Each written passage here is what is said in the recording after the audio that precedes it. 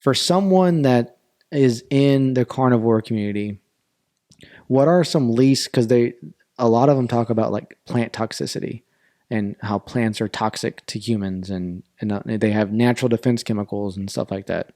What are some of the least toxic plants that we can eat or vegetables that we can eat? And what are some of the most beneficial ones?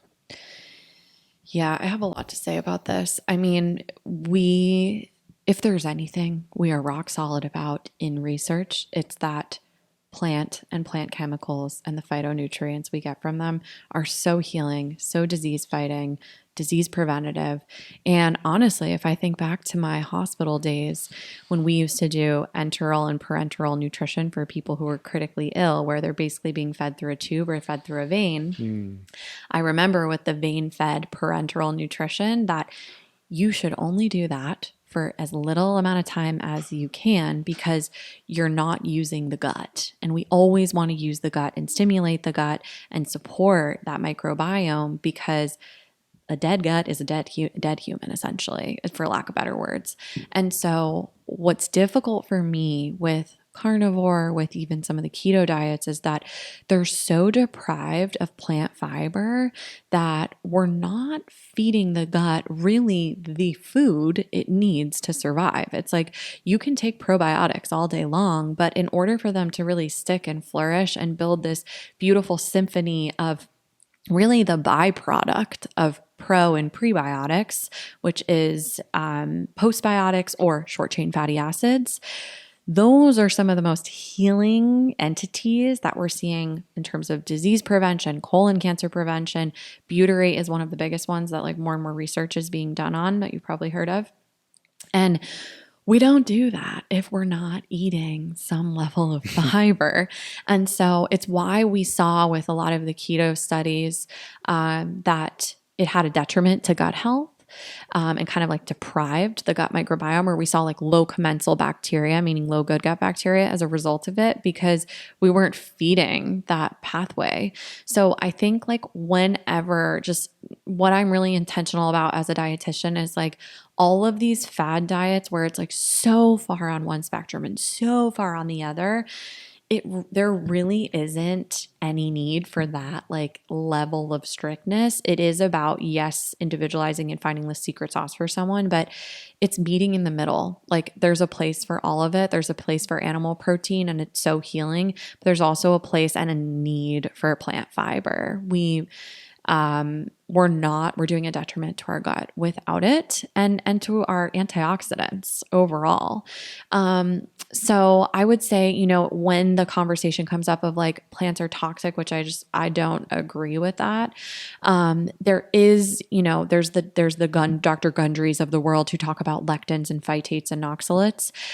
There are ways to hack your food to make it a little bit easier to digest and more bioavailable when it comes to plant fibers. So things like fermenting. So having sauerkraut if you feel like you do poorly with like regular raw cabbage, soaking and sprouting. So for example, I love for my clients, especially constipated ones, to do soaked chia seed, like in a chia seed pudding, because it's broken down some of that lectin and phytate component that's inherent in plant foods. So grains, beans, nuts, seeds tend to have more of those compounds.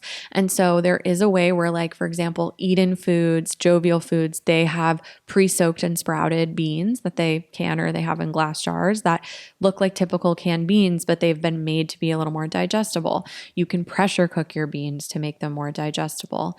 And so it's finding this balance, because there's some people in the autoimmune space who I know don't do as well with like a lot of beans, but maybe it's a threshold. And that's always what I want to bring people back to, because so many people are caught up in like food sensitivities and cutting foods out.